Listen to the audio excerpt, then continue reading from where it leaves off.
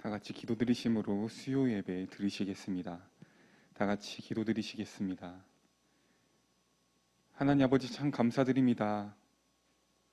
오늘도 주님의 뜻을 이루길 위하는 마음을 갖고 이 예배 자리에 모인 우리들을 이 시간 주님 바라봐 주시고 주님의 은혜 가운데 더욱더 이 예배 가운데 주님께서 원하시는 모습으로 변해갈 수 있는 이 시간을 주셔서 너무나도 감사드립니다. 이 모든 것이 주님의 은혜뿐임을 이 시간 기억하며 우리의 모든 삶의 과정들을 주님 앞에 낱낱이 보이고 그리고 저희가 주님 앞에 바꿔야 될 모든 것들을 말씀 가운데 깨닫게 해주셔서 그 깨달음을 갖고 다시 한번 주님 앞에 힘차게 달려나아갈 수 있는 그런 예배가 될 수 있도록 인도하여 주옵소서. 하나님의 마음을 더욱더 제대로 알아보길 원합니다. 특별히 이 시간 주님의 지혜로 보고 들을 수 있도록 주님 이 시간 일하여 주옵소서. 예배 끝나는 시간까지 주님께서 함께 해주실 것을 더욱더 매 순간마다 예배의 모든 순간마다 주님 앞에 고백하며 예수님의 이름으로 기도드립니다. 아멘. 다 같이 찬송가 425장 찬양 드리시겠습니다.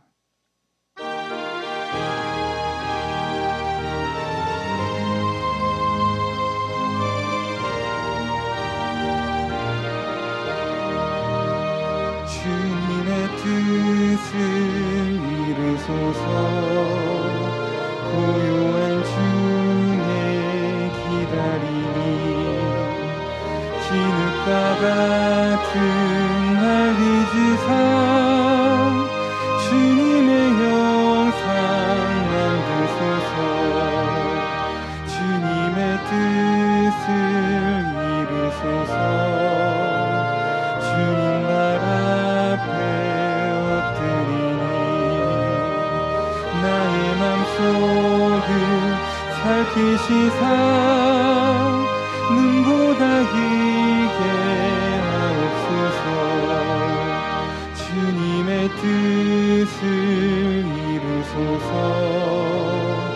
병들어 몸이 피곤할 때 권능의 손을 내게 펴사 강건케 하여 주옵소서. 주님의 뜻을 이루소서. 온전히 나를 주장하사 주님과 함께 동행하는 만민이 알게 1절부터 한 번 더 찬양합시다. 주님의 뜻을 이루소서. 고요한 중에 기다리니 진흙과 같은 날 빚으사 주님의 형상 만드소서. 주님의 뜻을 이루소서. 주님 발 앞에 엎드리니 나의 맘속을 살피시사 눈보다 희게 하옵소서. 주님의 뜻을 이루소서. 병들어 몸이 피곤할 때 권능의 손을 내게 펴사 강건케 하여 주옵소서. 주님의 뜻을 이루소서. 온전히 나를 주장하사 주님과 함께 동행하는 만민이 알게 4절 주님의 뜻을 이루소서.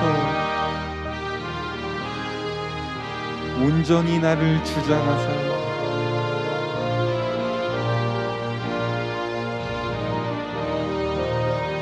주님과 함께 동행하는 만민이 알게 하옵소서. 아멘.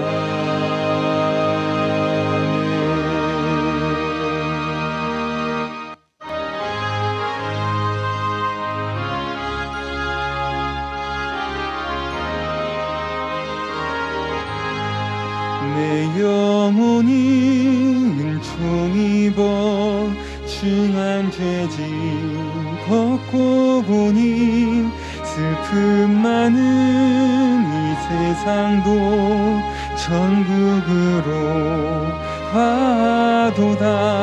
할렐루야 찬양하세.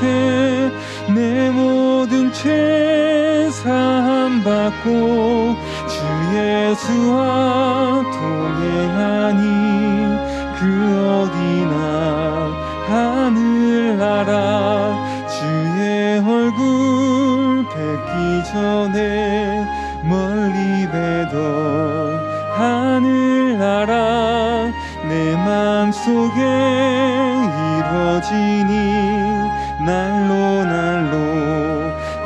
가깝도다. 할렐루야 찬양하세.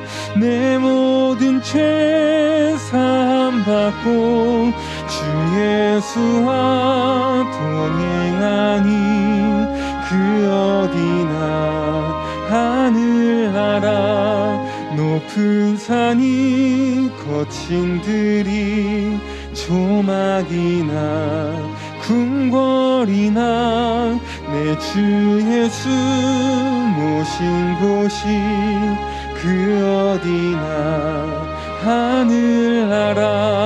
할렐루야 찬양하세. 내 모든 죄 사함 받고 주 예수와 동행하니 그 어디나. 2절 주의 얼굴 뵙기 전에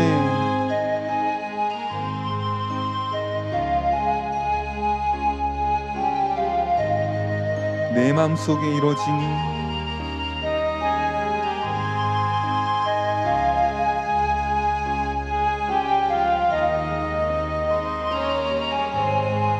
할렐루야 찬양하세.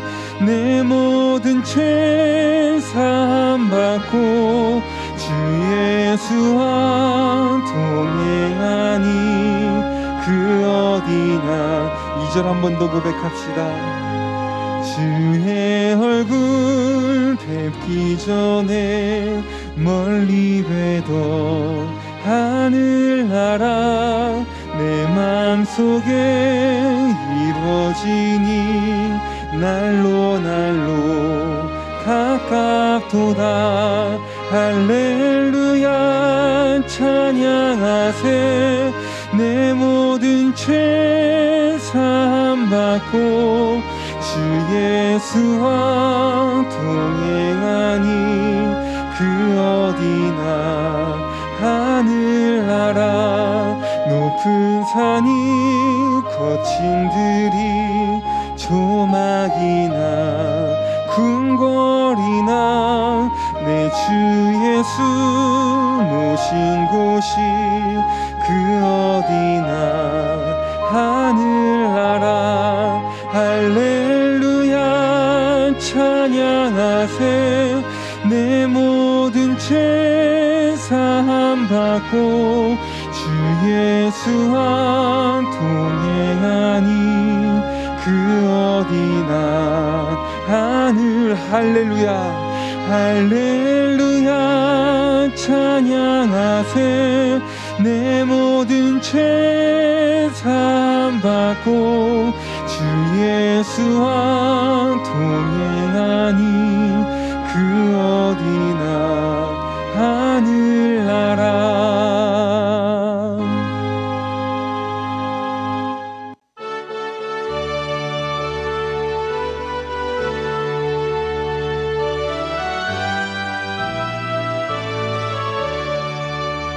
예수를 나의 구주 삼고 성령과 피로써 거듭나니 이 세상에서 내 영혼이 하늘의 영광 누리도다. 이것이 나의 간증이요 이것이 나의 찬송일세. 나 사는 동안 끊임없이 구주를 찬송하리로다. 온전히 주께 맡긴 내 영 사랑의 음성을 듣는 중에 천사들 왕래하는 것과 하늘의 영광 보리로다. 이것이 나의 간증이요 이것이 나의 찬송일세. 나 사는 동안 끊임없이 구주를 찬송하리로다. 주 안에 기쁨 누림으로 마음의 풍랑이 잔잔하니 세상과 나는 간 곳 없고 구속한 주만 보이도다. 이것이 나의 간증이요 이것이 나의 찬송일세. 나 사는 동안 끊임없이 구주를 찬송. 1절 예수를 나의 구주 삼고 예수를 나의 구주 삼고 성령과 피로써 거듭나니 이 세상에서 내 영혼이 하늘의 영광 누리도다. 이것이 나의 간증이요 이것이 나의 찬송일세. 나 사는 동안 끊임없이 구주를 찬송. 3절 주 안의 기쁨 누림으로 주 안의 기쁨 누림으로 마음의 풍랑이 잔잔하니 세상과 나는 간 곳 없고 구속한 주만 보이도다. 이것이 나의 간증이요 이것이 나의 찬송일세. 나 사는 동안 끊임없이 구주를 찬송하리로다. 이 시간 오늘 예배를 위해서 다 같이 기도드리시겠습니다.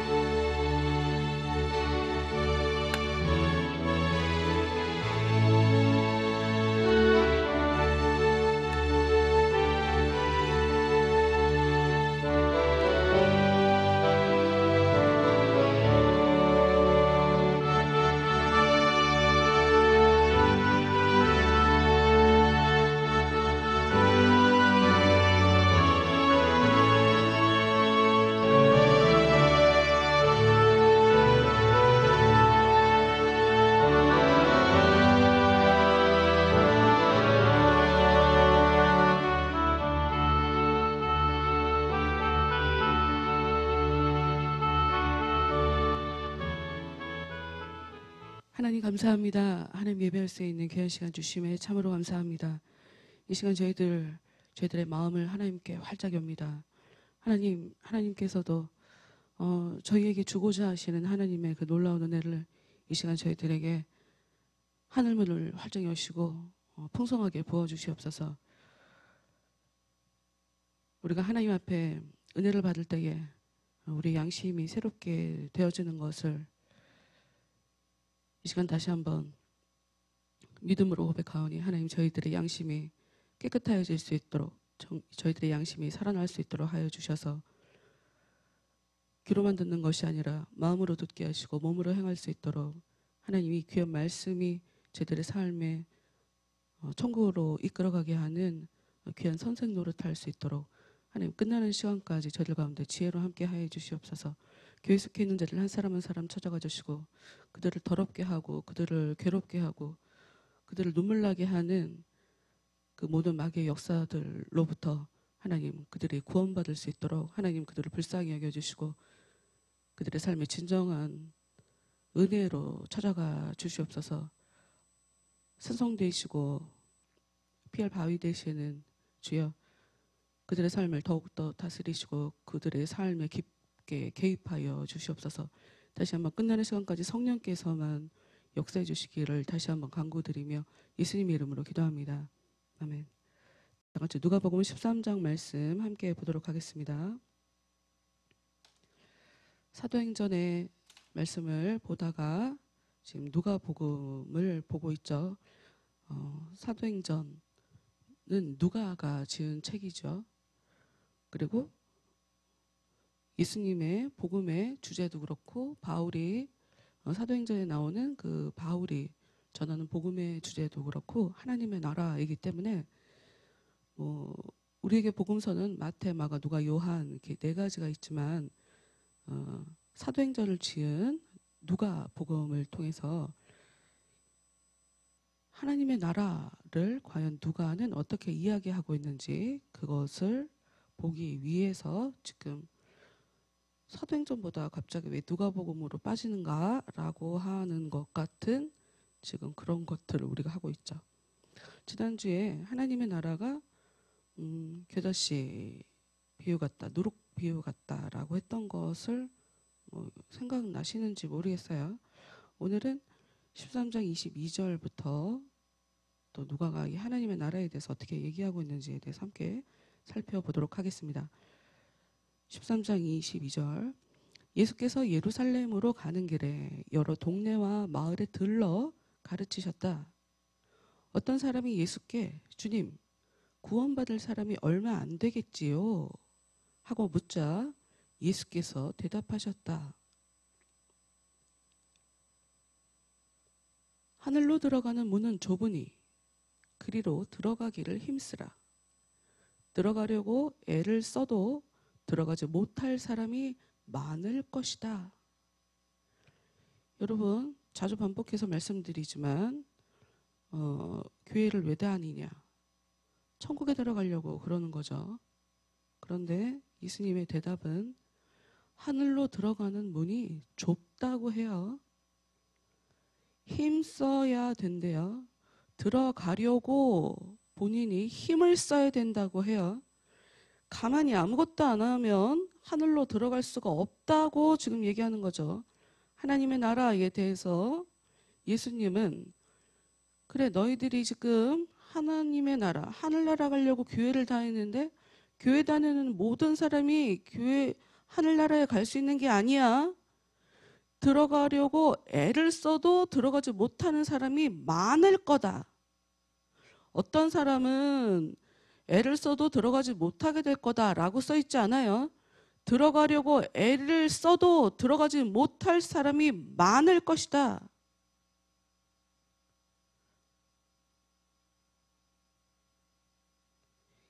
힘써야 들어가려고 힘쓰고 애써야 들어갈 수 있는데 그나마도 그 힘쓰는 사람들 중에 대다수가 하늘나라에 못 들어가게 된다고 얘기를 하고 있어요. 25절, 주인이 문을 닫은 후에는 너희가 밖에 서서 문을 두드리며, 문을 닫은 후에 너희가 밖에 서서 문을 두드리며 주인님 우리에게 문을 열어주십시오 하고 애원할지라도 주인은 나는 너희를 알지 못한다 하고 대답할 것이다. 왜 문을 닫은 후에 문을 두드리게 될까요? 문 열었을 때 안 들어온다는 특징이 있어요.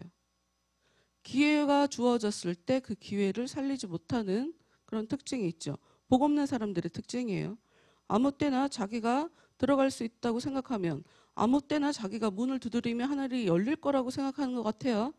예수님이 그래서 하나님의 때는 따로 있는데 너희 때는 늘 준비되어 있더라 이런 얘기를 하는 게 있어요.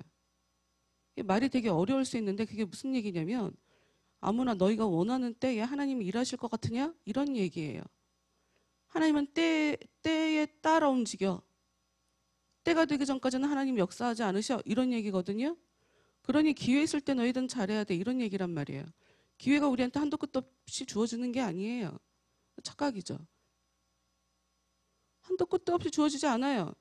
여러분이 하나님을 이상하게 하나님이 사랑인 것은 들어갔고 아는데 어떤 식으로 우리한테 사랑을 베푸실지 그걸 잘 몰라서 내가 원하면 언제든 하나님은 사랑이 많으시니 내가 문을 두드리면 하나님이 문을 열어주실 것이다 라고 생각하시면 안 된다. 왜? 읽어보면 알아요. 주인님 우리에게 문을 열어주십시오 하고 애원할지라도 주인은 문을 열어줄 수가 없죠. 왜? 나는 너희를 알지 못한다. 모르는 애들이에요. 얘네들은. 여기서 모른다는 이야기를 그냥 우리가 보통 이해하는 그런 문장으로 이해를 하면 안 돼요. 좀 더 읽어 내려갈게요. 26절. 그러면 너희는 하지만 우리는 당신과 함께 먹었고 당신은 거리에서 우리를 가르치지 않았습니까? 하고 말하겠지만 문 열어주세요. 안 된다. 나는 너희를 모른다. 무슨 말씀이세요? 저희랑 같이 밥 먹었잖아요. 저희랑 같이 거리에서 저희들을 가르쳐 주셨잖아요. 라고 얘기를 할 거란 말이죠. 아는 사이 아니에요, 우리? 라고 얘기하는데 27절. 주인은 이렇게 대답할 것이다. 내가 분명히 말해두거니와 나는 너희를 알지 못한다. 사람들이 생각하는 난 예수님을 알아. 난 하나님을 알아. 라고 얘기하는 것과 예수님이 우리에게 나는 너를 안다 라고 하는 의미가 다른 거예요. 봅시다. 너희는 여기에 27절 너희는 여기에 들어올 수 없다. 못된 짓만 일삼는 자들아 물러가라. 예수님 알아요. 하나님 알아요. 라고 얘기하지만 하나님이 보실 때 못된 짓을 하고 있으니 쟤들은 나를 모르는 거란 말이에요. 쟤들은 나를 모르는 거예요. 하나님을 안다는 걸 나는 하나님에 대해서 알아. 나는 교회에서 이런 일도 했어. 난 교회에서 하나님께 예배를 드렸어. 예수님께 예배를 드렸어. 그런데 뭐 어쨌다는 거예요. 많은 사람들이 탈락된다. 28절 너희는 밖에 서서 아브라함과 이삭과 야곱과 모든 예언자들이 하나님 나라에 들어가 있는 것을 보고 땅을 치며 통곡할 것이다. 여러분 지금 땅을 치고 통곡하는 거, 괴로워하는 거. 우리가 가진 우리가 지금 읽은 현대어 성경에는 그게 안 나오는데 보통 교회에서 사용하는 개역개정판에는 이 부분을 슬피 울며 이를 갈게 될 것이다라고 하는 그런 말로 묘사가 돼 있어요. 그러니까 슬피 운다. 나는 버림받았구나. 저 사람들은 저 안에 들어가 있는데 나는 쫓겨났네. 그제서야 자신의 현실을 정확하게 직시한다는 얘기고 이를 간다. 분노한다. 화를 낸다라는 그런 의미예요. 너희들은 모든 기회가 다 사라진 이후에 그때 가면 제대로 너희 현실을 깨닫게 될 거야. 이런 얘기죠. 그런데 그때 어떤 일이 벌어지냐? 29절. 그러나 세계 각국에서 온 사람들은 자기들을 위해 마련된 자리에 앉을 것이다. 성경을 잘 읽어보면 이미 초대한 이 사람들이 안 오는 바람에 세계 각처의 사람들이 대신 오게 되는 거예요. 분명히 나한테 먼저 그 자리가 주어졌는데 내가 그 자리가 중요한 줄 몰라서 안다고 생각해서 잘한다고 생각해서 하나님 나라에 들어갈 자격이 있다고 생각해서 느슨하게 정신 못 차리고 대충 살다가 다른 사람이 그 자리 차지하고 나고 나는 쫓겨난 것을 보면서 그때 자신의 현실을 내가 이제껏 쓸데없이 살았구나. 내가 그 모든 시간을 다 날렸구나 하는 것을 그때 가서 깨닫게 된다는 거죠. 30절. 이 점을 명심하라. 지금 멸시를 받는 사람들은 그때 가서 크게 존경받게 될 것이며 지금 높임을 받는 사람들은 그때 가서 아무런 대우도 받지 못하게 될 것이다. 이게 보통 나중된 자가 먼저 되고 먼저 된 자가 나중된다라고 하는 그런 말로 써 있는데, 이 현대어 성경은 약간 다르게 이걸 풀어서 설명을 했죠. 이런 의미예요. 먼저 선택을 받았다고 해서, 그래서 내가 와, 신앙생활 하니까 이렇게 좋은 일이 벌어지는구나 라고 하나님이 나를 존중해 주는 것 같아. 그래서 내가 지금 존중받고 있다라고 생각하는 그 사람들 중에, 이게 하나님을 제대로 알지 못하니까, 그러면 그렇게 살지 못하는 사람들을 보면서 자기도 모르게 무시하게 되고, 신앙생활을 저렇게 하니까 그렇게 무시당하지, 응? 신앙생활 똑바로 안 했으니까 그렇게 무시당하지. 여러분, 지금 이 얘기가 왜 이 이야기가 지금 여기에 배치되어 있냐면, 우리가 지난주에 무엇을 봤냐면 18년 동안 이 병에 걸려서 똑바로 서 있지 못하는 여자를 예수님이 병을 고쳐주셔서 그래서 허리를 딱 펴게 되는 그런 장면이 있잖아요. 거기서 왜 병을 고쳤냐고 화내는 장면이 있어요. 지금 그 사람들을 비난하고 있는 거예요. 근데 그 사람들만 비난하는 건 아니에요. 왜냐하면 우리가 신앙생활을 이런 식으로 살아가고 이런 식으로 지금도 신앙생활을 하고 있기 때문에, 교회 다니는 사람들이 진짜 너무 못돼갖고 하나님은 무조건 내 편인 줄 알아요. 교회 안 다니는 사람들은 내가 무시해도 되는 줄 알아요. 나는 교회를 다니니 하나님은 나한테 복을 줄 거라고 생각해요. 교회 안 다니는 사람들은 복 받는 거를, 쟤네들이 왜 복을 받지? 쟤네는 복을 못 받을 거야. 이거를 너무 당연하게 생각해요. 그래갖고 왜 그 식당마다 이렇게 붙여놓는 거 있잖아. 시작은 미약하였으나 네 나중은 창대하리라. 아니, 음식을 맛있게 만들면 장사 잘 되겠지. 응? 손님들한테 친절하게 하면 잘 되겠죠. 아, 명패만 하나 걸어놓고 교회 나오지도 않으면서 그거 하나 걸어놓으면 그럼 복 받을 거라고 생각하나? 말도 안 되는 소리죠. 어찌됐건 이 말씀은 하나님의 나라가 반전이 있다. 여러분, 그런 얘기 혹시 들어보셨는지 모르겠어요. 굉장히 자주 하시는 얘기인데, 하늘나라 가면 세 가지 사실로 놀란다면서요. 헉, 저 사람이 어떻게 여기를 왔어? 어떻게 저 사람이 올 수가 있어? 저 사람 진짜 믿음 없는 사람이 아니었어? 라고 생각한, 정말 생각도 안 한 사람이 왔고, 반대로 꼭 그 사람은, 아, 저 사람은 진짜 믿음이 좋구나, 하늘나라 가겠구나 라고 했는데 그 사람이 안 보여. 그래서 놀란다는 거예요. 세 번째는 내가 왔다라는 사실 때문에 놀란다. 이런 얘기를 굉장히 정말 많이 들었죠. 굉장히 자주 하시는 예화죠. 천국에 대해서. 천국이 반전이 있어요. 그러니 지금 무시당한다고 해서 끝까지 무시당할 거라고 생각하시면 안 돼요. 지금 지도자처럼 보인다고 해서 그 사람이 끝까지 하나님 앞에도 크게 쓰임받는 종일 거라고 믿어 확신하면서 사람을 찬양하고 사람을 높이는 그런 일도 우리 한국 교회 안에 굉장히 많이 일어나는데, 그것도 말이 안 된다. 그리고 언제든 믿음 없는 사람이 뭐 은혜가 역사해서 그 마음이 변하게 되면 언제든 존중받는 그런 삶을 살 수 있게 되는 것이니까요. 그래, 남에 대해서 쉽게 얘기하면 안 돼요. 남에 대해서 우리가 쉽게 얘기하면 안 된다. 이 하늘로 들어가는 문이 좁은데 거기를 들어가려고 힘써라 하는 이야기 끝에, 지금은 멸시를 받는 사람이 그때 가서 크게 존경받게 될 것이고, 지금 높임을 받는 사람들이 그때 가서 아무런 대우도 받지 못하게 된다라고 써 있다는 이야기는, 그럼 하늘로 들어가는 문을 어떻게, 그 좁은 문을 통과하기 위해서 어떻게 우리가 힘쓰고 애써야 되나? 굉장히 단순하죠. 겸손하면 되는 거예요. 겸손하게 살아가라 하는 그런 이야기를 하고 있는 거라고 볼 수 있죠. 이제 14장으로 넘어갈게요.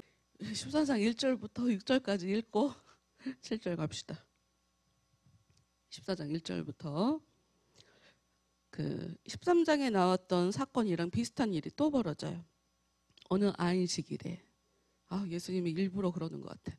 어느 안식일에 예수께서 음식을 잡수시러 바리새파 지도자의 집에 들어가셨다. 마침 그 자리에는 수종병으로 고생하는 사람들이 와 있었다. 한 사람도 아니에요.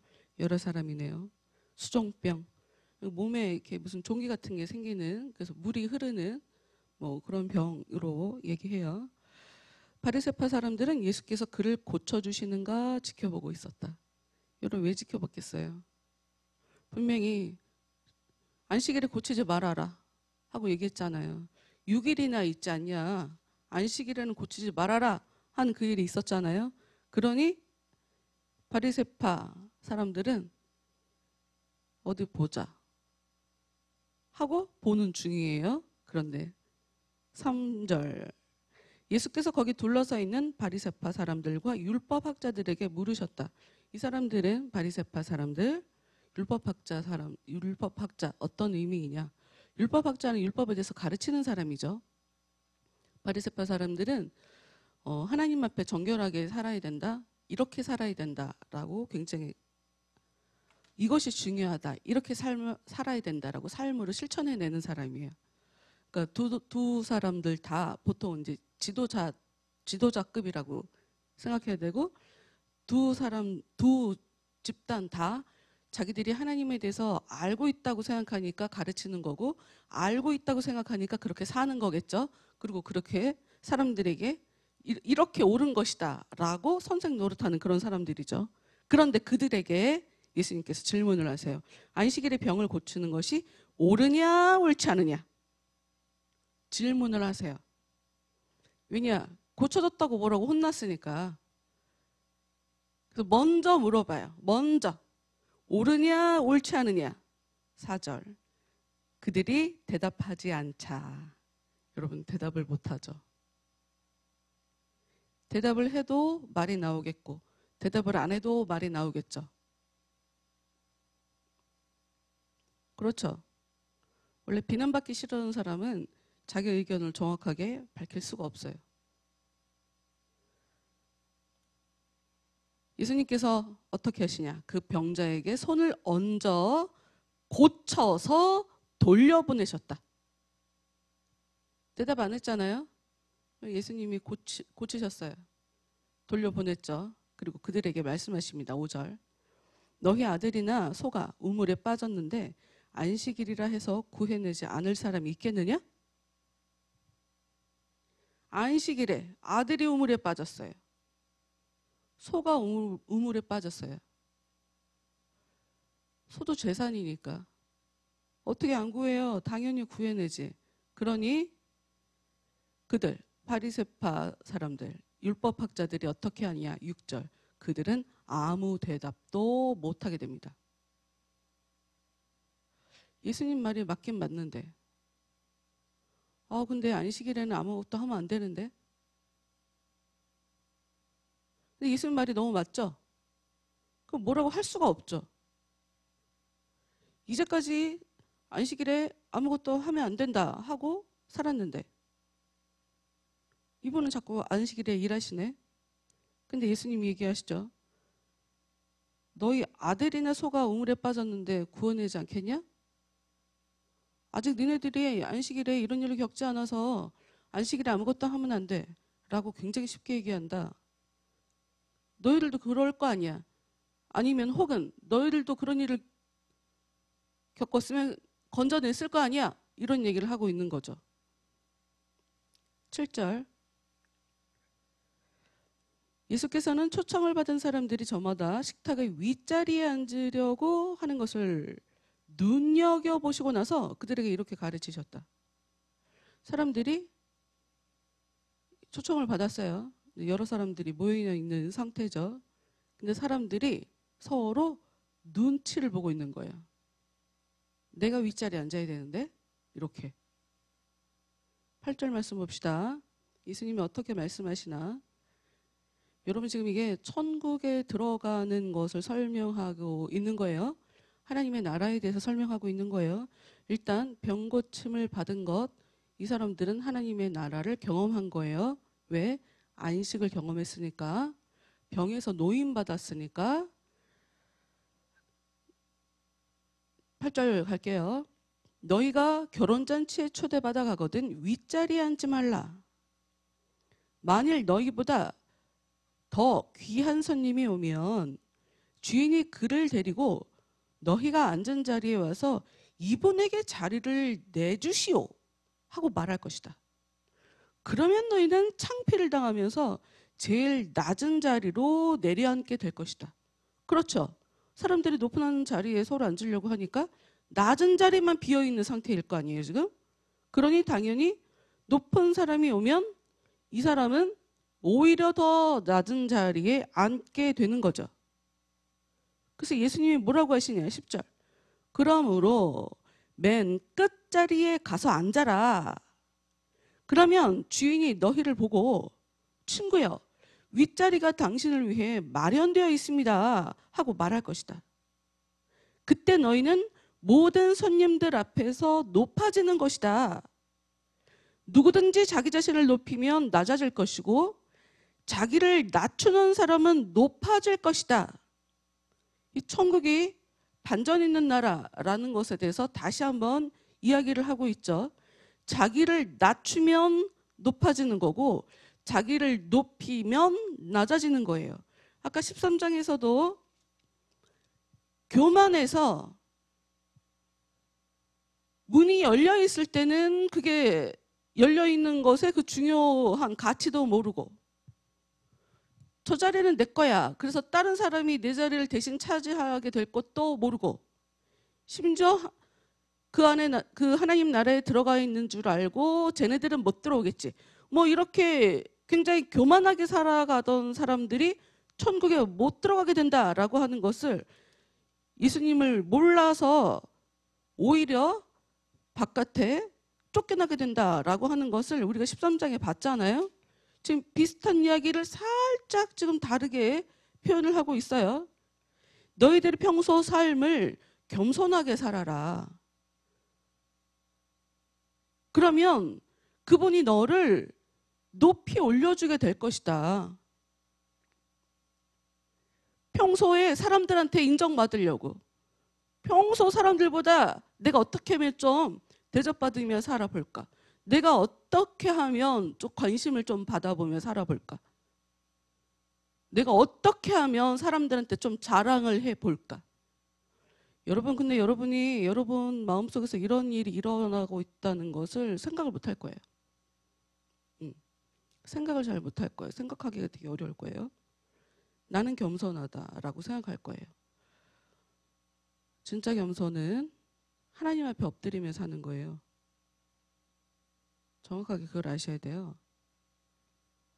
특히나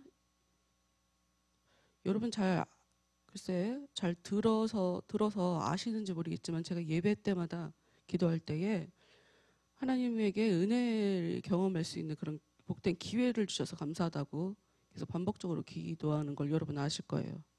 특히나 이 예배라는 것은 여러분이 평소에 성경 말씀을 열심히 읽고 연구하고 이게 무슨 뜻인지 고민하지 않잖아요. 여러분이 말씀을 알게 되는 기회란 말이에요. 알지 못하는데 어떻게 살겠냐고요.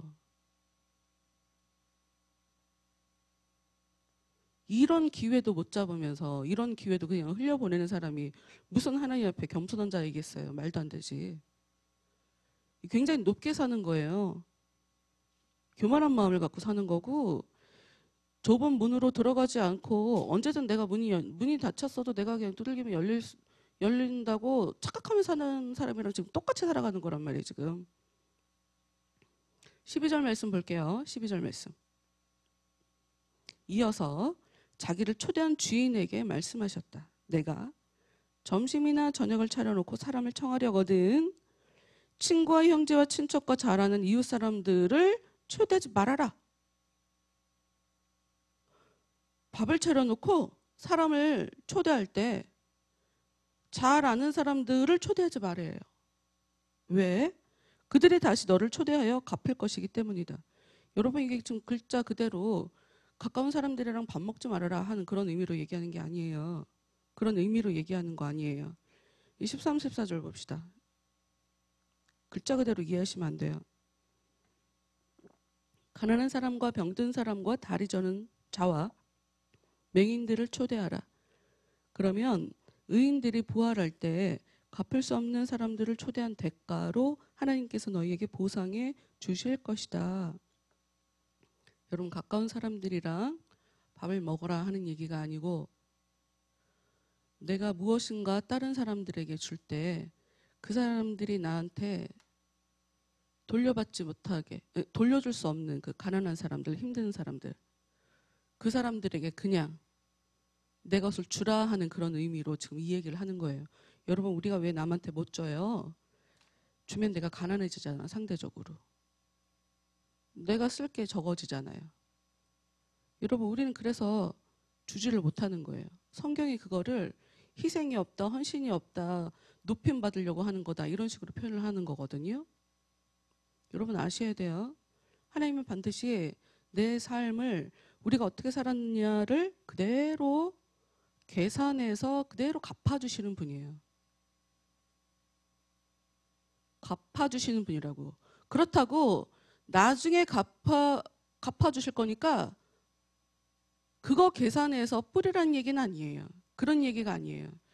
제가 아마 2년 전인가 설교할 때 이 얘기를 한번 했던 것 같은데, 어느 날 2년이 더 됐나? 하여튼 뭐 중요하지 않고 시청에 2년이 하여튼 그 태극기 집회에 어르신들이 이렇게 집회 참석하셨었잖아요. 코로나 터지기 전에.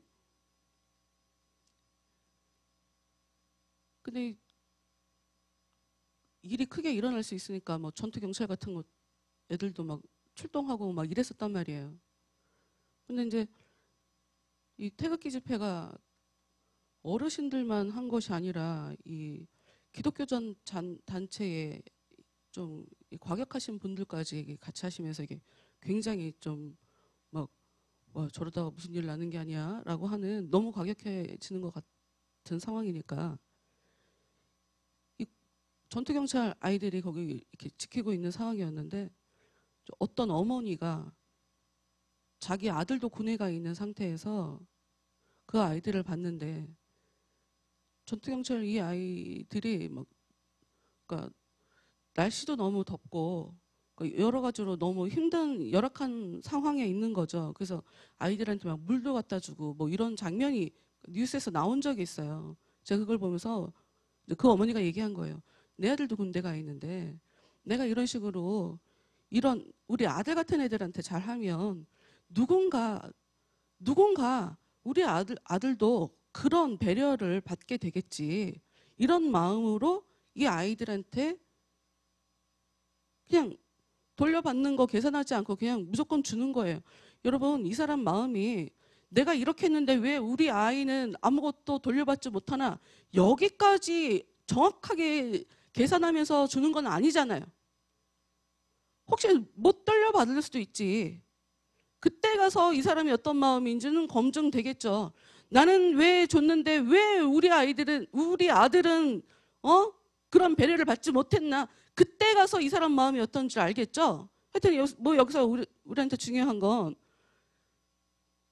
우리는 그냥 내가 한 일 그대로 하나님께서 우리한테 돌려주시는 분이라는 것을 우리가 알면서, 내가 무엇인가 다른 사람들에게 섬길 때 상대적으로 주니까 나는 가난해져요, 난 어려워진다고, 그거 생각하지 말고 그냥 가난해지면 어때, 나중에 더 큰 거 주실 수 있으니까 이렇게 섬기는 마음으로 살아가라. 심지어 내가 왜 우리 그런 거 있잖아요. 야, 저 사람이랑 여태까지 몇 년을 같이 지냈는데 나한테 밥 한 번을 안 사네? 항상 내가 밥을 사네? 이런 인간관계 있잖아요. 계산 안 하는 것 같지만 끝에 가서는 지금 계산한 거잖아요. 이거 순수하지 않은 거지. 기분 나쁠 수도 있어요. 기분 나쁠 수도 있지. 나를 호구 취급하는 것 같으니까 기분 나쁠 수도 있지. 그러나 여러분들, 성경은 뭐 기본적으로 이 개인적인 인간관계를 얘기하는 것이 아니라 하나님 안에서 우리가, 너도 하나님의 사람, 저 힘든 사람도 하나님의 사람, 이런 관점으로 그 인간관계를 어떻게 해야 할까를 이야기하느라 지금 써 있는 것이니까, 응? 내가 뭘 하나 줬는데 그 사람이 나한테 갚아줬으면 하나님이 나한테 갚아줄 게 없잖아요. 그러니 그걸 잘했다고 얘기할 수 없으니 너는 너한테 보답할 수 없는 그 사람에게 무엇인가를 주라 하는 그런 이야기로 지금 써져 있는 거예요. 그런데 14절을 다시 볼게요. 14절. 의인들이 부활할 때 갚을 수 없는 사람들을 초대한 대가로 의인들이 부활할 때 보상해 주신대요. 의인들이 부활할 때 보상해 주신대요. 이거 설명하면 되게 신학적으로 여러 부분을 이야기를 해야 돼서, 예수님이 부활할 때라고도 볼 수도 있고, 그러나 그냥 요 맥락 가운데서 하나만, 그냥 때가 되면, 하나님께서 역사하시게 되면, 하나님의 때가 이르르면 너가 했던 그 모든 것, 네가 했는데 다른 사람이 너한테 갚아주지 않았어. 아니, 너는 너한테 돌려주지 못하는 그 사람들에게 오히려 무엇인가를 베풀었어. 사람은 너한테 돌려주지 않았지만 대신에 내가 너한테 다 보상해주마. 이런 일이 하나님의 나라에서 일어나는 일이다 하고 지금 얘기하고 있죠. 15절 읽을게요. 비슷한 얘기가 계속 이어지고 있어요. 15절. 예수와 함께 식탁에 앉아있던 사람 하나가 이 말씀을 듣고 말하였다. 하나님 나라 잔치자리에 참석할 수 있는 사람은 정말 행복하겠습니다. 그렇죠. 행복하겠죠. 행복하겠죠. 그런데 예수님이 이렇게 이야기를 해요. 16절. 그러자 예수께서 비유를 들어 말씀하셨다. 어떤 사람이 큰 잔치를 마련하고 많은 사람을 초대하였다. 모든 준비가 끝나자 그는 청해놓은 손님들에게 종을 보내어 시간이 되었으니 와달라고 전하게 하였다. 그러나 그들은 모두 못 가겠다고 핑계를 대었다. 잔치를 베풀었는데 오지 않은 사람들, 먼저 초대를 받았는데 거절한 사람들 얘기를 하고 있죠. 13장에도 봤죠. 문이 닫힌 후에 문을 두드리며 문 열어주세요 하는 이 사람들, 이런 사람들 핑계를 대어. 어떤 핑계를 대냐. 한 사람은 방금 밭을 샀는데 가봐야겠으니 못 가겠다. 19절. 그 다음 사람은 방금 소 5쌍을 샀는데 그것들을 부려보러 가야겠으니 갈 수 없다. 20절. 또 그 다음 사람은 방금 결혼을 해서 못 가겠다. 나 이거 방금 결혼해서 이거 얘기하고 싶은데. 여러분 지금 세 사람이 다 핑계를 댔어요. 핑계를. 자기한테는 타당한 얘기죠. 나 지금 밭을 사서 그거 가봐야 된다. 밭 보러 가야 된다. 나 지금 소를 5쌍이나 샀어. 5쌍. 지금이야 농기구로 하지만 그때는 소를 가지고 밭에 일을 하는데 사용해야 되잖아요. 그러니 얘네들을 보러 가야 된다. 나 지금 방금 결혼했다. 이 말씀을 보면서 진짜 왜 많은 사람들이 주일에 결혼을 하는 걸까? 그 생각을 또 했었는데 하여튼 방금 결혼했어요. 할 일 많겠죠. 그런데 21절 말씀 봅시다. 종이 돌아와서 그들이 말한 대로 주인에게 보고하였다. 그러자 주인은 화가 나서 그 종에게 빨리 시내의 큰 거리와 골목에 나가 거지와 지체 장애자와 다리 저는 자와 맹인들을 데리고 오라고 하였다. 그러고도 아직 자리가 남자 주인이 말하였다. 샛길과 울타리 뒤에 가서 사람을 만나는 대로 데려다가 내 집을 채워라. 내가 진정으로 말한다. 처음에 초대했던 사람들 중에는 내가 준비한 음식을 맛볼 사람이 아무도 없을 것이다. 내가 일이 있으니까 못 가도 되는 게 아닌가? 라고 생각할 수 있어요, 여러분. 신앙생활이 뭔지 몰라서 그래요. 신앙생활이 뭔지 25절부터 얘기를 하고 있어요. 천국에 어떤 사람이 들어오는지 25절부터 이야기를 해요. 수많은 군중들이 따라오자 예수께서 그들을 향해 말씀하셨다. 누구든지 나를 따르고자 하는 사람은 자기 부모나 처자식이나 형제 자매를 사랑하는 것보다 훨씬 더 나를 사랑해야 한다. 아니, 자기 목숨보다도 더 나를 사랑해야 한다. 그렇지 않으면 그는 내 제자가 될 수 없다. 왜 잔치자리의 초대를 거절했을까요? 그분을 더 사랑하지 않죠. 내가 밥 산 게 더 중요해요. 내가 소 산 게 더 중요하고 내가 결혼한 게 더 중요해요. 무슨 초대 잔치자리가 나한테 뭐가 중요해요? 당연히 모르니까. 그 의미가 뭔지 모르니까 그건 중요하지 않죠.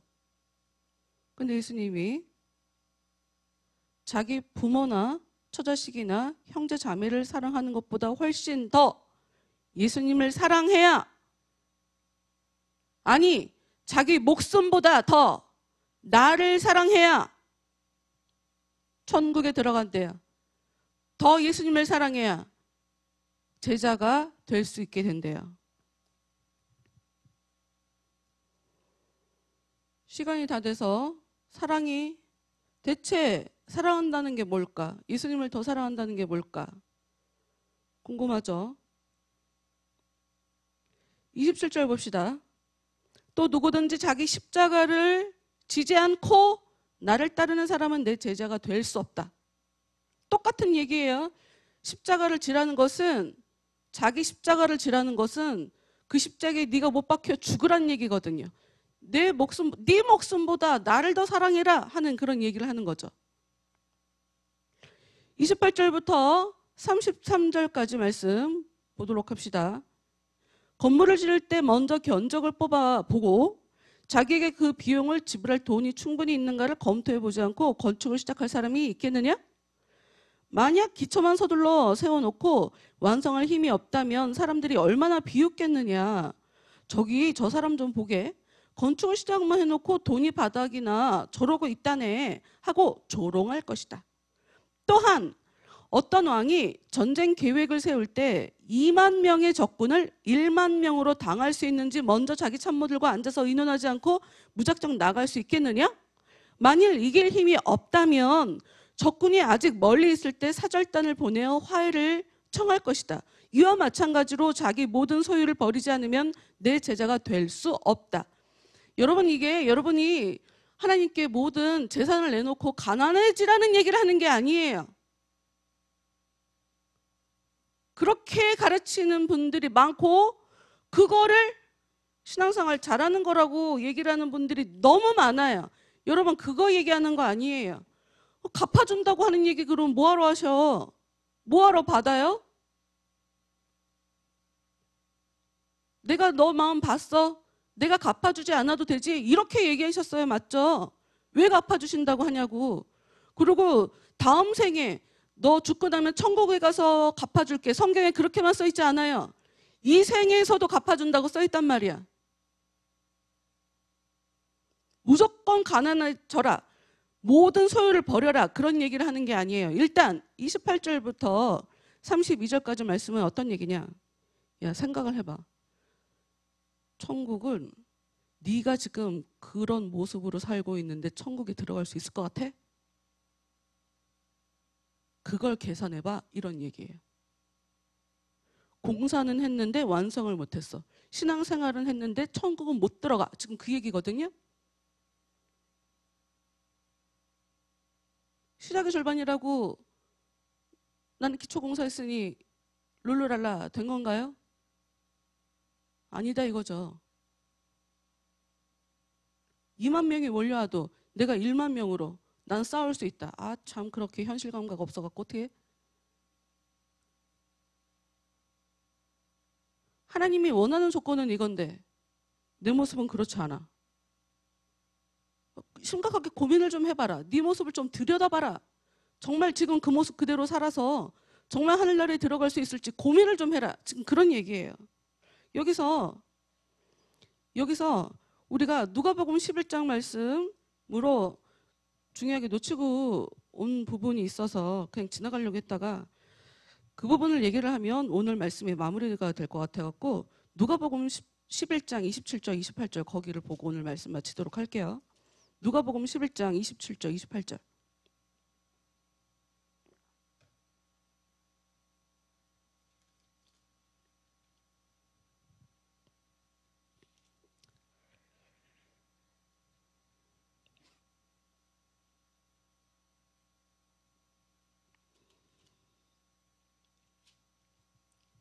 (27절) 예수께서 이 말씀을 하고 계실 때, 이 말씀을 하고 계실 때가 어떤 말씀인지를 얘기를 해야 되나 안 해야 되나. 하여튼 예수님께서 어떤 말씀을 하고 계실 때 이 말씀이 뭔 말씀인지를 얘기하면 시간이 오래 걸리니 이 말씀을 하고 계실 때 군중 가운데 한 여자가 소리쳐 말하였다. 예수님이 말씀을 하고 계셨어요. 굉장히 영적으로 중요한 말씀. 그랬더니 군중 속에 있던 어떤 여자가 뜬금없이 예수님을 칭찬하는 거예요. 정확하게 얘기하면 예수님을 칭찬하는 게 아니라 마리아가 참 대단하다라고 하는 칭찬을 하게 돼요. 당신을 낳고 젖을 먹인 여인은 참으로 복받은 여인입니다. 와, 예수님 참 대단하네. 당신 엄마는 대체 정말 복받은 사람이네. 지금 그 얘기를 하고 있는 거예요. 당신 어머니 참 대단한 사람이네. 와, 당신 같은 아들을 두다니 당신 어머니 참 복받은 사람이군요. 라고 얘기를 해요. 근데 예수님의 대답을 봅시다. 예수께서 대답하셨다. 그렇다. 그러나 하나님의 말씀을 듣고 그대로 실천하는 사람은 더 복받은 사람이다. 그렇죠. 여러분, 우리가 좀 전에 누가복음 14장 말씀에서 부모나 처자식이나 형제 자매보다 자기 자식보다 예수님을 더 사랑해야 한다고 했죠. 그걸 생각을 하고 이 말씀을 봅시다. 자식을 정말 사랑하잖아요. 나는 되게 힘들게 살아도 자식이 잘 되는 것만으로도 기뻐요. 맞죠? 그러면 마리아는 자기가 믿음이 없는데 예수님을 낳았다는 것만으로도 마리아는 믿음이 없어도 천국에 들어갈까요? 내가 사랑하는 내 자식이, 내 부모가 잘 되면 그걸로 내 행복은 그냥 거기서 끝이에요? 거기서 끝? 끝까지 그냥 우리는 희생하며 살아요?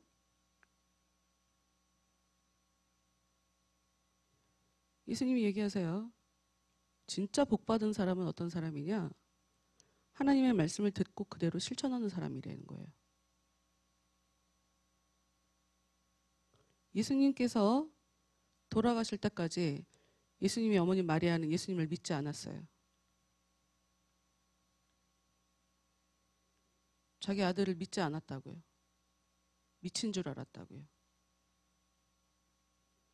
예수님 죽고 난 이후에, 즉 하늘문 닫힌 이후에 슬피 울며 저 제자들은 주님과 함께 하는데, 내 아들과 함께 하는데, 그 메시아와 함께 하는데 나는 아니었구나. 그때 가서 깨닫게 된 거예요. 그때 가서. 이 부분을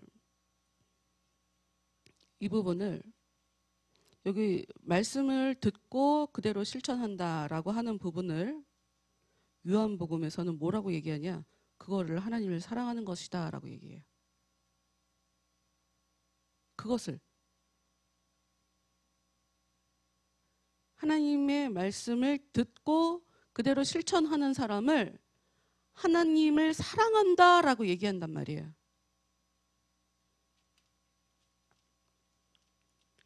제가 읽어드릴게요. 요한복음 14장 21절에 이런 말씀이 있어요. 내 말을 지키는 사람은 나를 사랑하는 사람이다. 나를 사랑하는 사람은 아버지께서도 그를 사랑하신다. 그리고 나도 그를 사랑하여 나 자신을 그에게 나타내 보일 것이다. 예수님의 말을 지키는 사람, 그렇게 사는 사람은 예수님을 사랑하는 거래요. 예수님을 사랑하는 사람은 하나님 아버지가 사랑해 주신대요.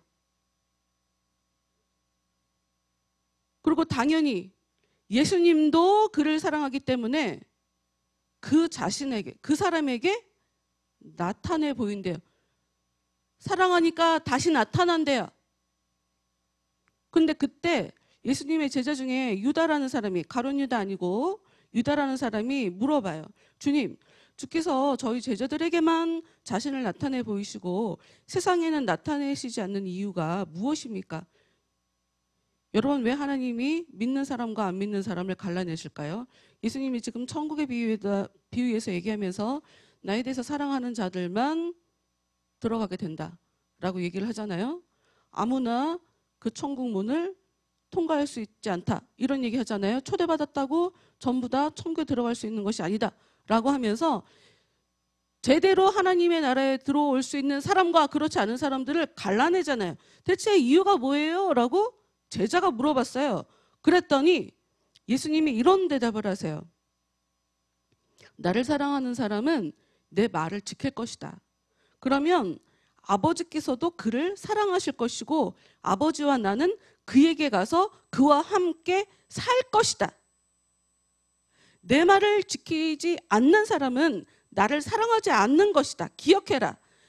너의 질문에 대한 이 대답은 내 마음대로 한 것이 아니라 아버지께서 일러주신 것이다. 이게 무슨 얘기냐? 여러분, 하나님이, 예수님이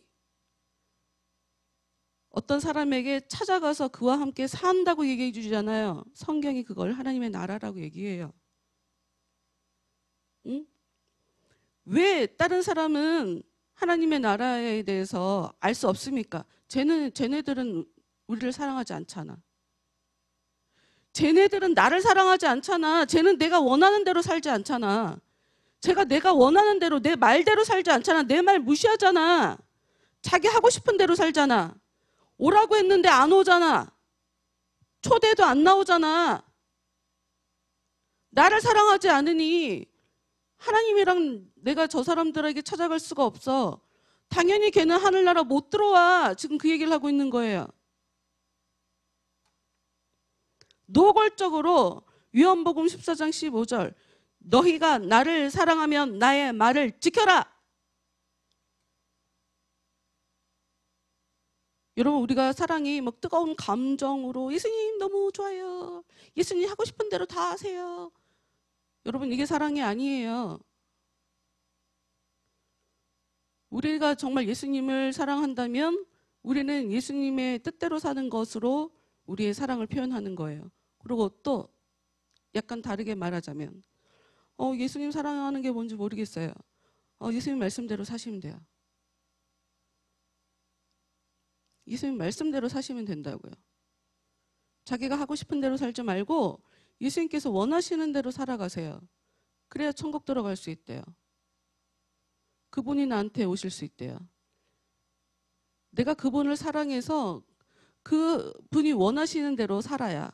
아주 쉬운 단적으로 제가 자주 얘기하는 예를 하나 들어서, 성경에서 아무리 내 원수를 사랑해라. 근데 우리는 가족도 사랑 못해요.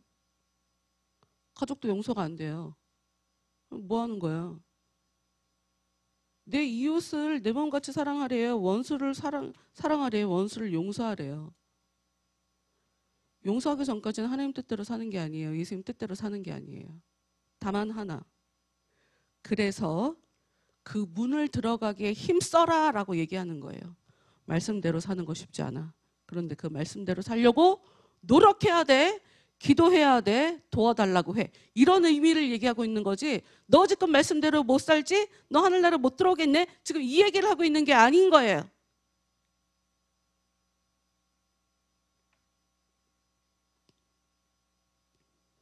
하나님의 나라는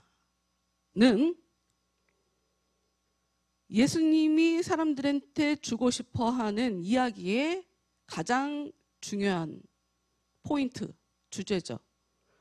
바울이 얘기한 주제죠. 가장 중요한 거예요. 그래서 교회 다니는 사람들이 왜 교회 다닙니까? 하나님 나라 가려고요. 아주 잘 알고 있는 거예요. 그런데 여기서 진짜 중요한 거, 그 하늘나라는 아무나 들어갈 수 있는 게 아니다. 내가 그분을 사랑해야 들어갈 수 있다. 내가 그분을 사랑해서 그분 말씀대로 내가 살아야 들어갈 수 있다.